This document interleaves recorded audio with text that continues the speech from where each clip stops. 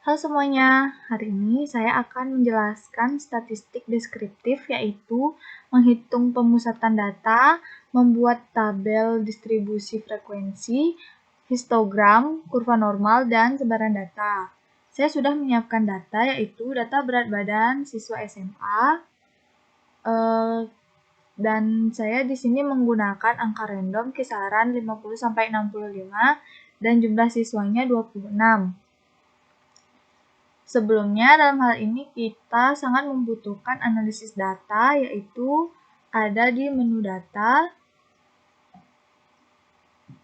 Di sini di pojok kanan atas. Jika kalian belum install, kalian bisa klik File, lalu More, pilih Option, dan pilih Add-ins. Di Manage, pastikan kalian memilih Excel Add-ins, dan Go.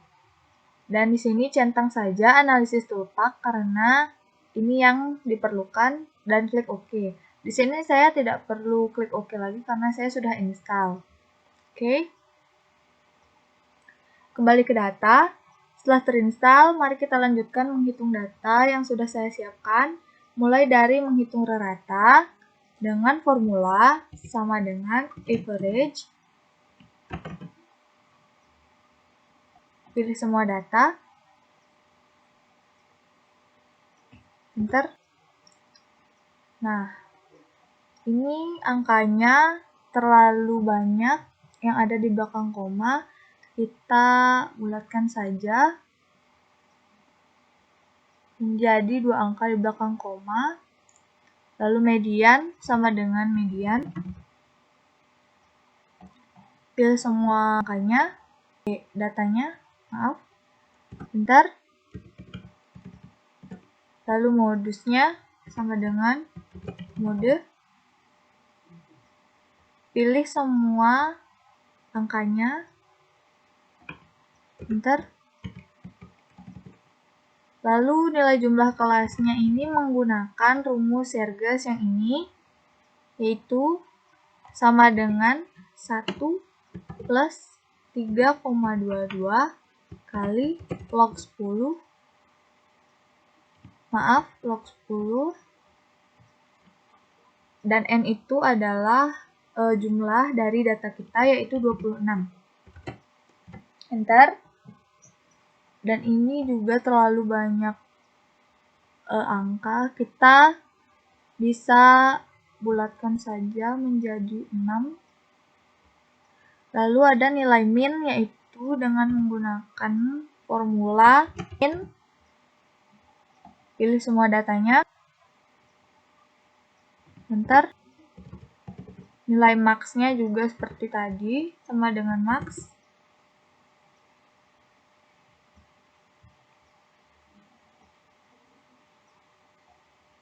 Pilih semua datanya. Seperti ini. Enter. Lalu untuk panjang kelas, kita menggunakan sama dengan nilai max dikurang nilai min, kurung tutup, dibagi jumlah kelas. Enter. Kita juga bisa bulatkan menjadi 3. Lalu ada standar divisiasi, yaitu menggunakan formula STDEV.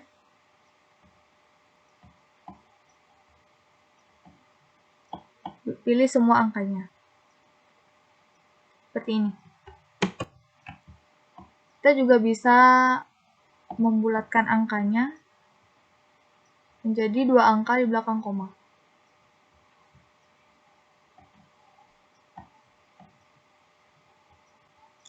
Sebelum membuat grafiknya, kita juga harus menghitung z-score. Saya akan menaruh z-score di sini. Score. Nah, rumusnya itu maksudnya fungsi z-score ini untuk melihat distribusi normal seluruh data. Nah, gunakan formula sama dengan nomdis. X ini adalah angka dari data masing-masingnya, yaitu yang pertama ada 50, minnya 57,54, lalu standar deviasinya 4,73, lalu kita pilih false, dan untuk agar bisa di drag kita pakai F4 di rata dan standar deviasinya seperti ini, lalu enter.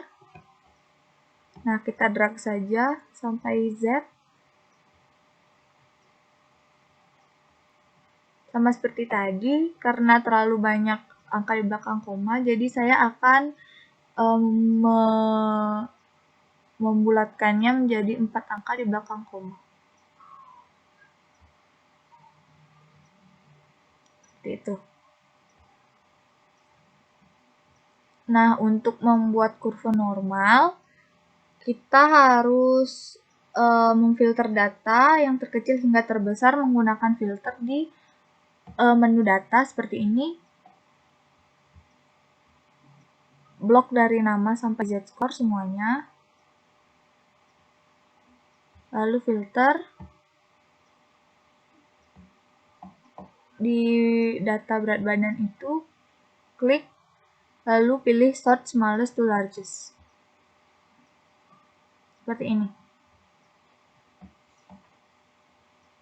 To largest, maka untuk kurva normal di kolom kelas interval kita tulis data terkecil yaitu 50, dan panjang kelasnya itu ada sebesar 3. Panjang kelasnya itu sebesar 3, jadi 50 ditambah 3. Jadinya seperti ini, ada 53, 56, 59, 62, dan 65. Nah, setelah itu hitung frekuensi dengan analisis data. Di menu data kita pilih pilih data analisis dan pilih histogram. Di sini saya sudah mencoba untuk menghitung tadi. Di input rim itu kita masukkan data berat badan, terus di bin ring ini kita masukkan kelas interval. Kita masukkan kelas interval, lalu klik output, dan output rim itu ada di interval kelas. Jadi output rim itu ada di interval kelas, jadi tinggal di OK saja. Oke. Nah, setelah ini bin-nya diganti dengan interval kelas dan frekuensinya.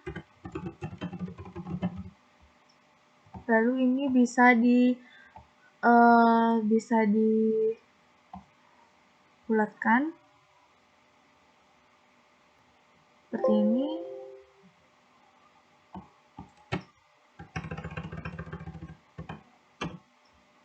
Lalu ini dibuat dengan panjang kelasnya seperti sekarang kan 50 agar mencapai panjang kelas 3 itu 50 sampai 52, terus 53 sampai 55,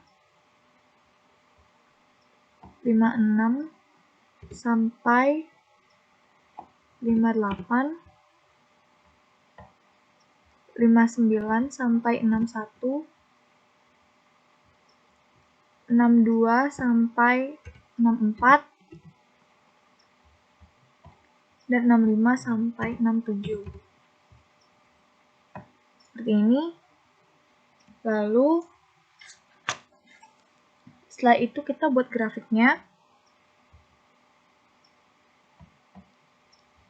kita buat grafiknya dengan cara blok interval kelas dan frekuensi.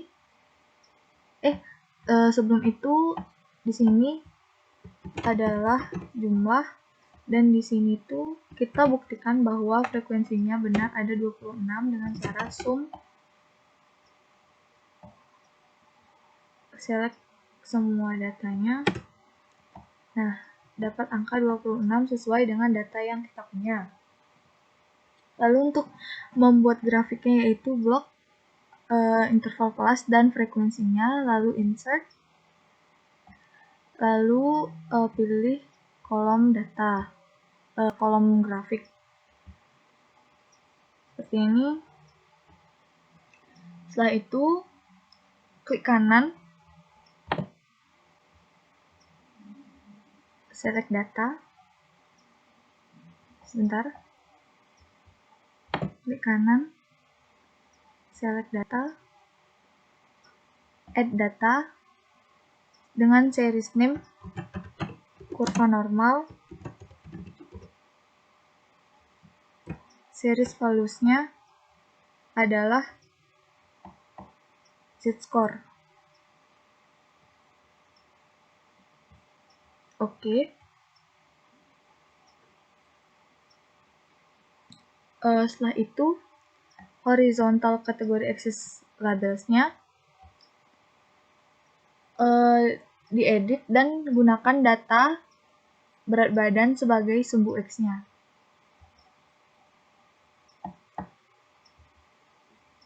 Begini. Oke. Dan klik OK. Setelah itu, klik kanan lagi untuk change chart type. Klik combo, centang kurva normalnya. Lihat seperti ini jadinya. Lalu agar menjadi berbentuk lonceng, pilih yang ini. Tampilannya akan seperti ini dulu. Klik OK. Lalu klik design.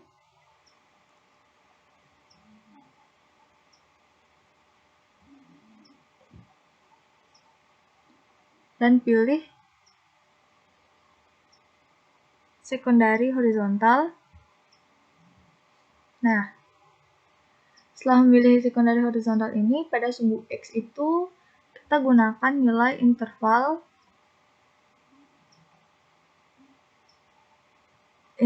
kelasnya.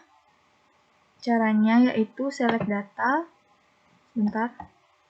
Select data di seri 1,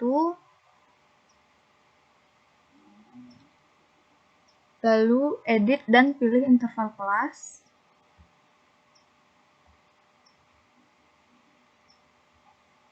Oke. Dan klik OK. Seperti ini. Lalu di atas itu ada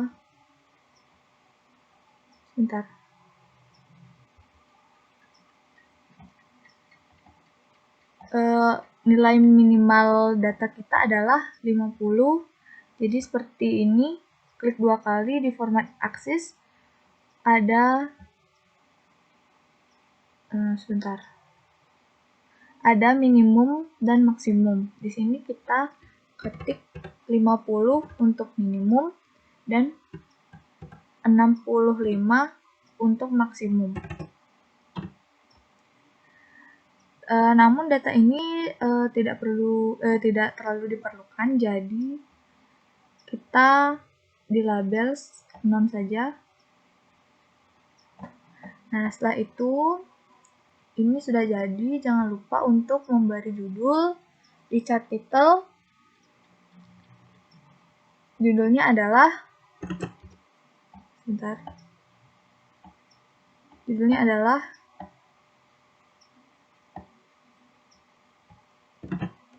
distribusi berat badan siswa SMA. Lalu dan setelah ini desain saja sedemikian rupa. Jangan lupa juga untuk memberi labelnya. Untuk yang di sini beri aksis title di primary vertikal. Di sini adalah frekuensi. Lalu di horizontalnya adalah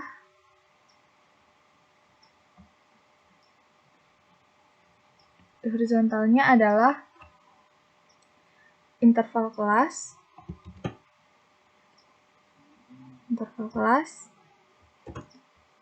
Lalu di sini yang di sekundari adalah z-score.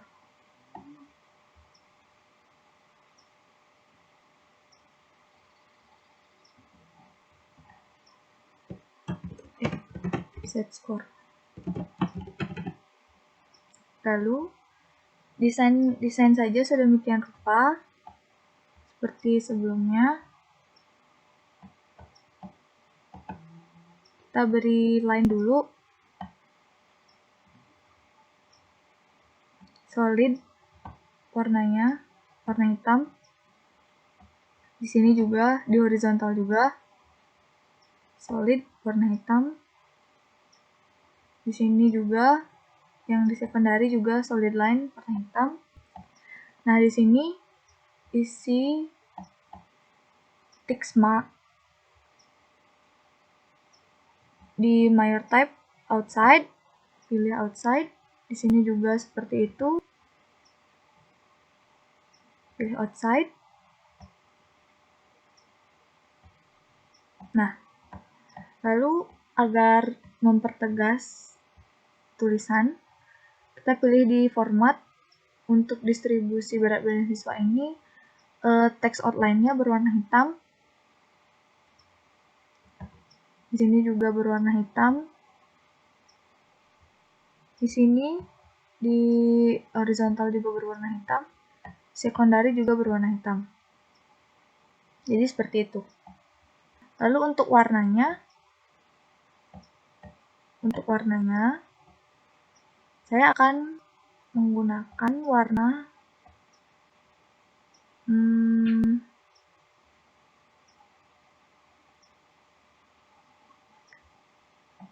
udahlah begini saja. Sudah. Nah, sekian yang dapat saya sampaikan. Ini sudah ya. Terima kasih karena sudah mau menonton video saya. Demikian yang dapat saya sampaikan. Sampai jumpa.